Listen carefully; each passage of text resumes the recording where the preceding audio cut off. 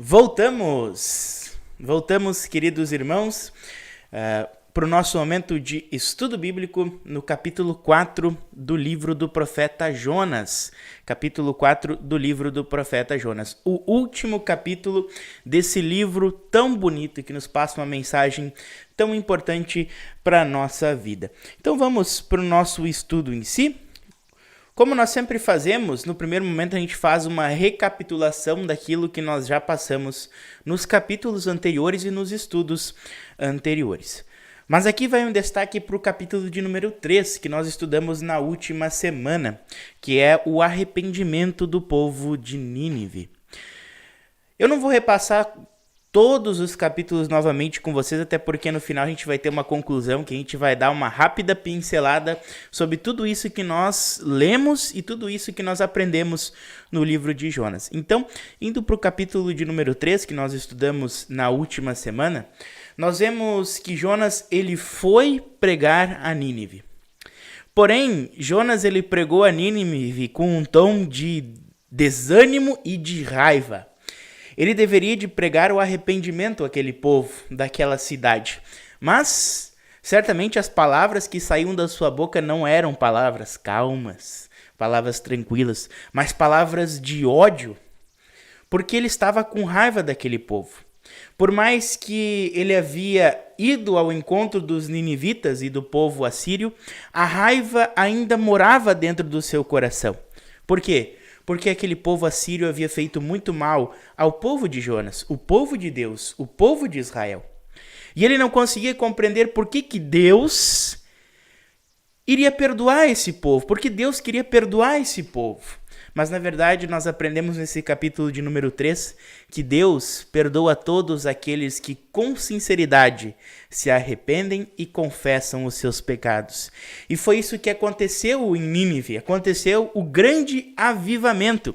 E quando nós falamos de avivamento, é importante nós recordarmos que avivamento não quer dizer um culto de louvor, de adoração, com um show, com luzes, enfim. Avivamento é onde o Espírito Santo tocou no coração das pessoas e ali houve verdadeiro arrependimento. Ali houve a fé em Deus. E foi isso que aconteceu em Nínive. Por isso nós vemos na imagem do lado direito da nossa tela, onde o povo de Nínive está todo ajoelhado no chão, rezando, arrependido por tudo que fizeram, por todo o mal que fizeram. Deus salvou a Nínive porque eles fizeram, por eles ter se ajoelhado no chão, ter se vestido de roupas de pano de saco? Não.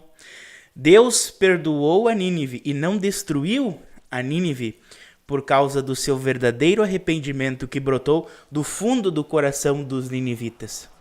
E aí nós temos uma lição importante para nós. Não é o que nós fazemos, o que nós deixamos de fazer que Deus vai nos perdoar, e sim o nosso arrependimento verdadeiro e não da boca para fora.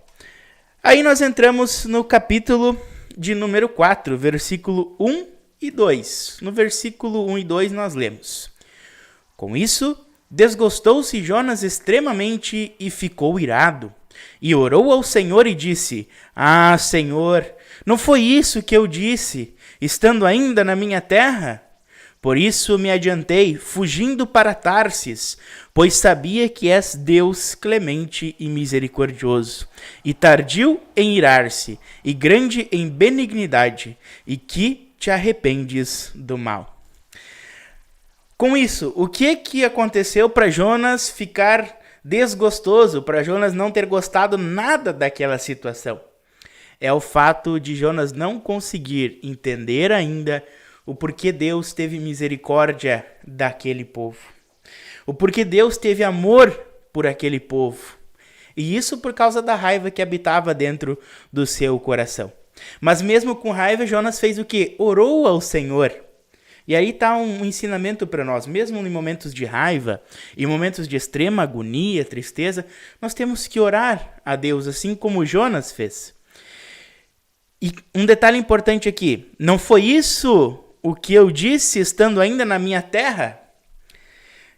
Jonas, ele fugiu de Nínive, ele não foi para Nínive justamente porque ele não queria que os assírios, que o povo de Nínive se arrependesse.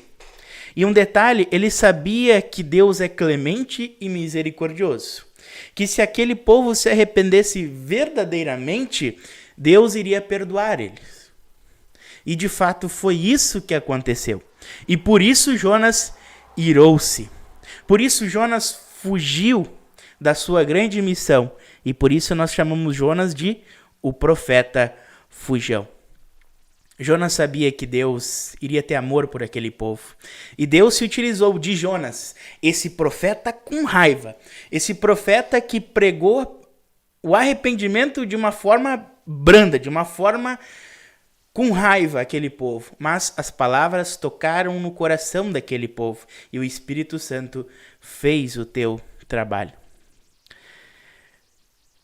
Queridos irmãos, continuando então no nosso texto, versículo 3 e 4, nós lemos: Peço-te, pois, ó Senhor, tira minha vida, porque melhor me é morrer do que viver. E disse o Senhor: É razoável essa tua ira? Então nós vemos Jonas ali pensando, na imagem que nós temos abaixo. E o que Jonas pede? Para que Deus lhe tire a vida. Mas nós temos aqui alguém que quando as coisas não são da forma com que ele quer, ele não consegue se manter firme. Jonas é um grande exemplo. Aliás, ele parece muito com a gente. Quando a gente não gosta de alguma coisa, quando a gente vê que alguma coisa não funciona como a gente quer, o que acontece? Nós ficamos com raiva, porque nós queremos que tudo seja como nós gostaríamos que fosse. E Jonas, o que Jonas queria? Que Deus destruísse Nínive. Deus destruísse o povo assírio. E não que Deus amasse aquele povo. Que eles se arrependessem dos seus pecados, das suas falhas, e que eles voltassem para Deus, se convertessem a Deus.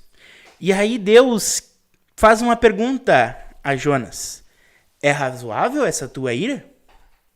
É razoável essa tua ira?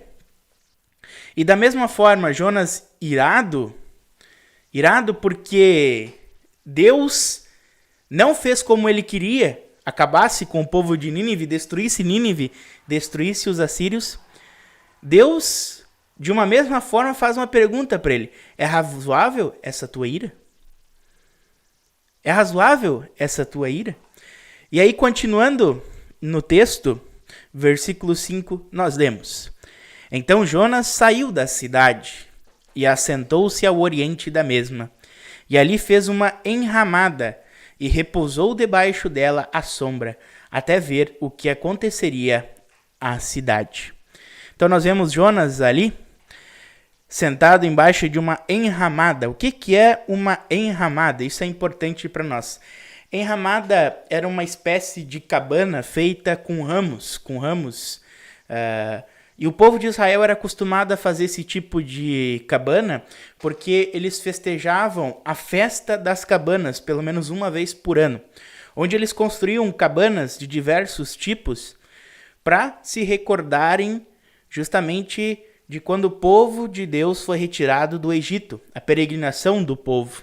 Então eles faziam essas cabanas e ficavam ali uma semana morando dentro dessas cabanas para não se esquecerem desse momento marcante na história do povo de Israel. Então Jonas fez essa enramada e repousou debaixo dela à sombra até ver o que aconteceria à cidade. Jonas ficou ali observando. Vamos ver o que acontece com Nínive. Na verdade, Jonas, pela pergunta que Deus fez a ele, é razoável essa tua ira? Jonas acreditou que Deus, na verdade, teria ouvido aquilo que ele tinha pedido. Ou seja, que Deus não tivesse pena, não tivesse misericórdia ao povo de Nínive, mas que destruísse Nínive. Então Jonas ainda tinha esperança de que Deus iria destruir a cidade de Nínive. E ele fica ali esperando para ver, vamos ver o que acontece. Vamos ver se Deus realmente ouviu aquilo que eu tinha para dizer, se ele me entendeu, se ele me compreendeu. Vamos ver se ele vai destruir a cidade de Nínive. E foi isso que aconteceu? Deus se arrependeu do que ele fez? Não. Porque Deus é misericordioso. E ele promete perdoar todos aqueles que com sinceridade se arrependem dos seus pecados, se convertem a Deus. Então aqui nós tiramos o foco e colocamos sobre Jonas, de Deus, e colocamos sobre Jonas. Vejam que de braços cruzados ali naquela imagem, assim, braços cruzados, tem que ser como eu quero, senão não vai dar certo isso daí. Tem que ser como eu quero, senão eu não concordo de forma alguma com isso aí. Parece com algumas pessoas, parece com cada um de nós, né, queridos irmãos, quando muitas vezes a gente, novamente eu trago a questão, né, que a gente quer muito alguma coisa e ela não funciona bem da forma com que queremos e a gente fica emburrado lá. Fica beiçudo, não foi como eu quero. Mas, na verdade, as coisas geralmente não são como nós queremos, mas como Deus quer. E Ele está sob o poder de tudo, Ele que coordena a tudo. E isso nós aprendemos já também no livro de Jonas. Continuando então, capítulo 4, versículo de número 6 nós lemos: Então fez o Senhor Deus nascer uma planta que subisse por cima de Jonas, para que fizesse sombra sobre a sua cabeça, a fim de o livrar do seu desconforto. Jonas, pois, se alegrou em extremo por causa da planta. Queridos irmãos, então esse nosso Deus de amor, esse Deus de misericórdia, vendo que Jonas ele estava sob um monte, observando a cidade, e onde ficava a cidade de Nínive era num deserto, era muito quente. Jonas ele estava sentado num monte observando, e ali realmente era muito quente, as temperaturas eram muito altas. Então, o que Deus faz para Jonas? Ele fez sombra para a cabeça de Jonas. Ele plantou uma planta, que nós não sabemos que planta que é essa, nós só sabemos que deveriam de ser folhas grandes, para conseguirem fazer uma sombra para Jonas, né, a fim de livrar ele desse desconforto. Mas percebam bem algo. Jonas ele estava com conflitos dentro do seu coração.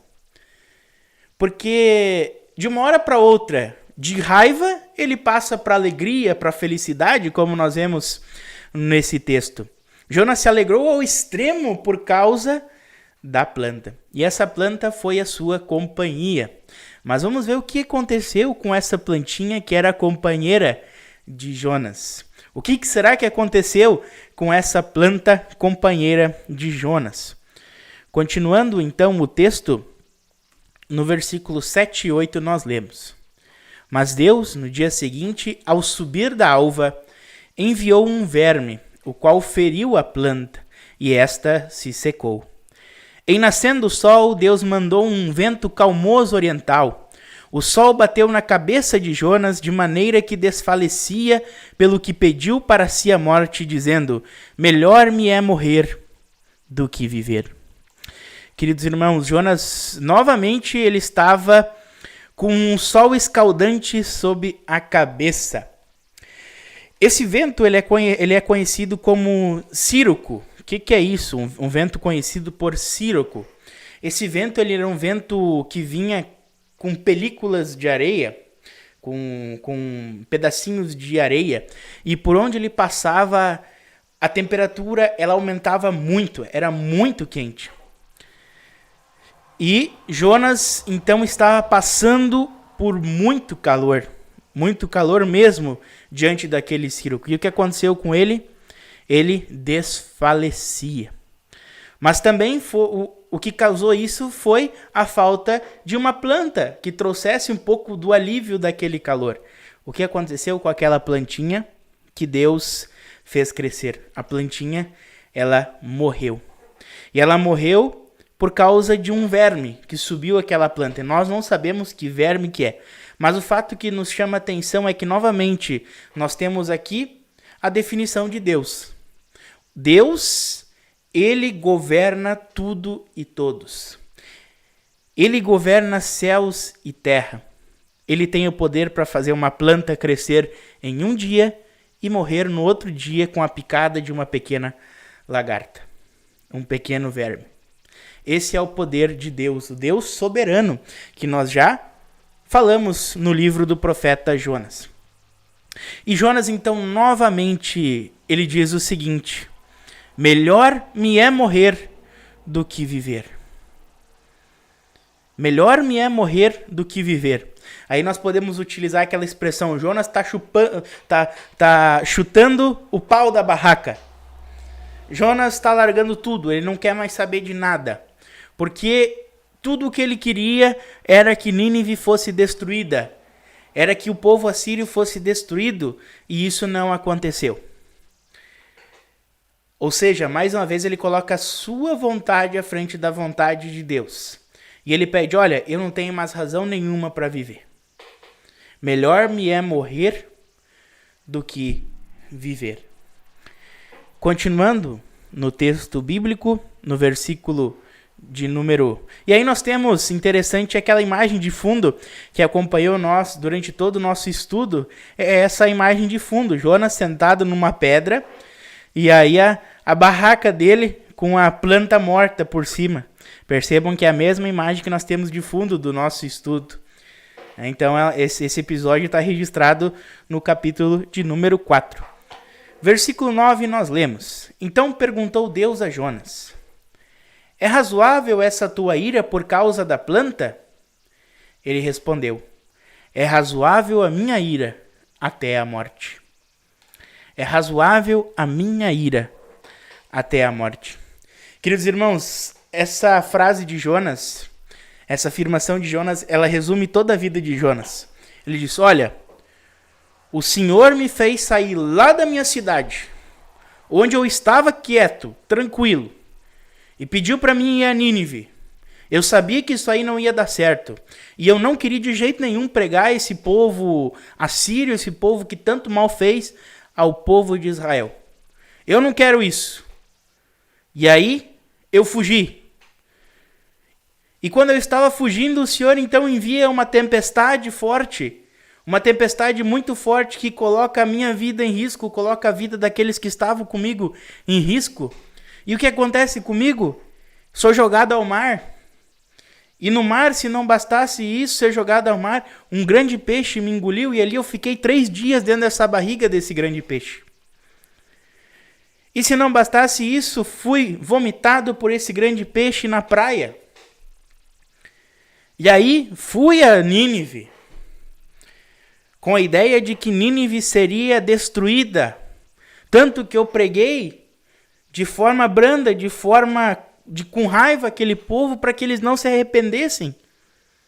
E agora eu vejo que o Senhor tem misericórdia desse povo. Para mim não quero mais viver. Eu não quero mais viver. E um detalhe é que Jonas, ele não pensa em se suicidar. Ele quer que Deus ache uma forma de tirar a sua vida.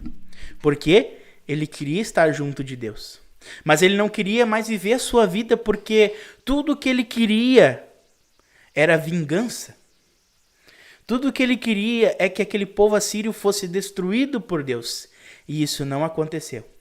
Então, já que não aconteceu o que Jonas queria, ele não havia mais motivos para ele viver. Como é que ele viveria no mundo em que um Deus perdoa aqueles que tão mal fizeram ao seu povo? Mas, na verdade, mais uma vez, Jonas colocou o que ele queria à frente da vontade de Deus. A sua vontade à frente da vontade de Deus. E aí, novamente, eu trago aquela expressão do início. Jonas quis chutar o pau da barraca. Não estava mais nem aí. Mas, continuando, nós temos uma lição muito importante. Versículos 10 e 11 nós lemos. Tornou o Senhor: tens compaixão da planta que não te custou trabalho, a qual não fizeste crescer, que numa noite nasceu e numa noite pereceu? E não hei de eu ter compaixão da grande cidade de Nínive, em que há mais de 120.000 pessoas que não sabem discernir entre a mão direita e a mão esquerda, e também muitos animais? E aí termina o livro do profeta Jonas. Percebam que o livro termina com essa pergunta de Deus. Mas aqui, na verdade, nós temos uma grande lição. A lição é: como Jonas teve compaixão daquela pequena planta? apenas era uma plantinha pequena que nasceu num dia, ali do lado dele. Uma pequena planta. E ele ficou com pena daquela planta, mas estava com raiva de mais de 120 mil pessoas que viviam naquela cidade.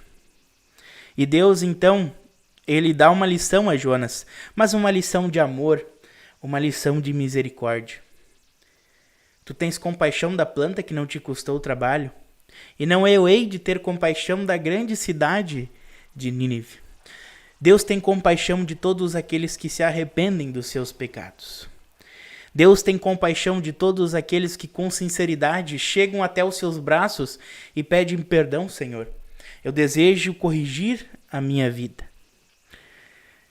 E por que o livro de Jonas, então, ele termina com essa pergunta? Certamente Jonas conseguiu compreender o desígnio de Deus, a lição de Deus.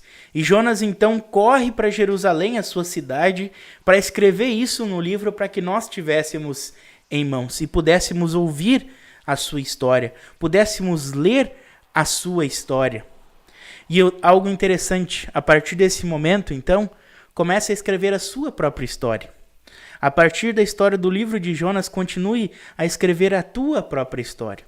A minha própria história, a nossa própria história.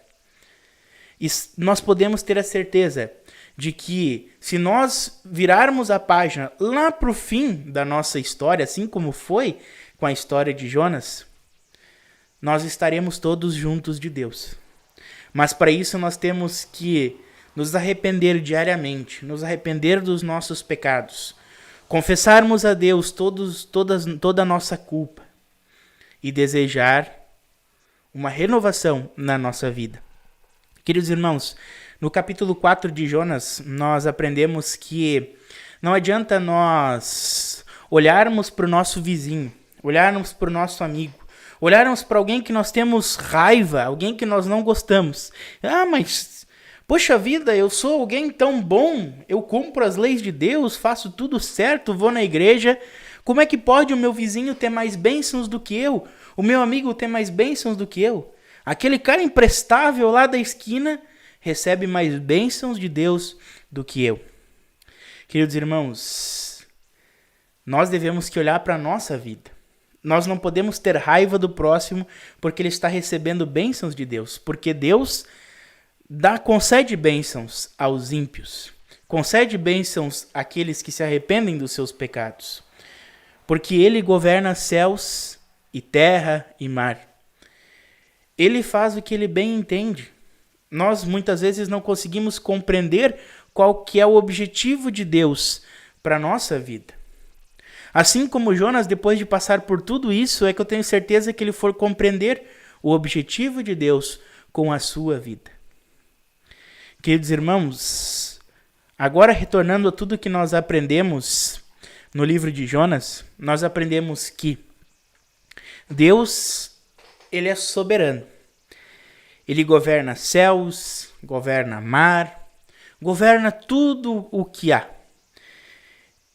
E tudo que nós temos, nós recebemos desse Deus que é soberano. Assim como ele faz um grande peixe engolir um homem e viver 3 dias no ventre desse peixe, assim também ele faz uma plantinha nascer em um dia e morrer no outro dia. E assim também, ele enviou seu Filho Jesus para morrer por cada um de nós na cruz. Aliás, Jesus também cita o livro de Jonas. E os 3 dias que Jonas passou no ventre desse peixe, desse grande peixe, apenas nos traz o fato de Cristo ter ficado 3 dias lá no inferno quando ele morreu. Depois de ter morrido na cruz, Jesus desceu ao inferno. E no 3º dia ele ressuscitou dos mortos, abrindo caminho para todos nós que cremos nele termos a vida eterna. E aí nós temos algo muito importante também do livro de Jonas. Deus ouve as nossas orações. Não importa o momento em que nós oramos, de que forma que nós oramos, Deus ouve as nossas orações. Porém, não é bem como nós pensamos. Ah, Deus, por favor, eu quero um emprego. E no outro dia nós temos o emprego. Ah, Deus, eu queria chuva. E no outro dia nós temos chuva. Deus, ele promete responder e promete nos ouvir, mas é no tempo dele. Aliás, em Jonas nós aprendemos também o quê? Que nós temos que parar para analisar o que nós pedimos. Vamos ver o que nós pedimos a Deus. Será que nós muitas vezes não somos egocêntricos? Não pedimos coisas que nós queremos justamente por nosso próprio benefício? Nós também temos que muitas vezes olhar para dentro de nós, ver o que nós pedimos a Deus. Deus promete nos atender, mas vamos pensar naquilo que nós pedimos a Deus. Queridos irmãos, e em Jonas também nós aprendemos que todos aqueles que se arrependem dos seus pecados, que creem em Deus, que creem no seu Filho Jesus Cristo como Senhor e Salvador, recebem a vida eterna, porque foram perdoados por Deus em Cristo. Porém, esse perdão só é dado a nós quando nós reconhecemos de dentro do nosso coração, do fundo do nosso coração, que nós pecamos, que nós erramos. Não da boca para fora, mas sim de dentro do nosso coração, do fundo do nosso coração. Perdão, Deus, eu errei e eu desejo corrigir a minha vida. Grandes são os ensinamentos do livro de Jonas. E eu termino esse nosso momento de estudo dizendo o seguinte, queridos irmãos. Vamos continuar alicerçados nesse Deus de amor e nesse Deus de misericórdia. Nesse Deus que é soberano. Nesse Deus que promete nos salvar, que nos ouve e que está nos cuidando a cada dia das nossas vidas. Amém. Esse então foi o nosso estudo no livro do profeta Jonas. Eu espero que vocês tenham conseguido compreender um pouco o livro desse profeta, lembrando que o livro do profeta Jonas, ele é importante também porque muitas vezes se coloca quênfase sobre o profeta Jonas, algo que nós falamos lá no nosso primeiro estudo. Mas, na verdade, a ênfase está sobre Deus. E nós vimos o quanto Deus age no livro do profeta Jonas. Né? Muitas vezes se coloca a ênfase sobre o que Jonas fez ou faz, né? Mas também, Jonas é um pecador assim como nós. E aí nós temos que olhar para ele como se fosse um espelho para a nossa vida também, como nós fizemos no livro de Jonas e nos nossos estudos. Mas não deixando de olhar para a ação de Deus nas nossas vidas, na vida do profeta Jonas e na vida de cada filho seu. Vamos então para o nosso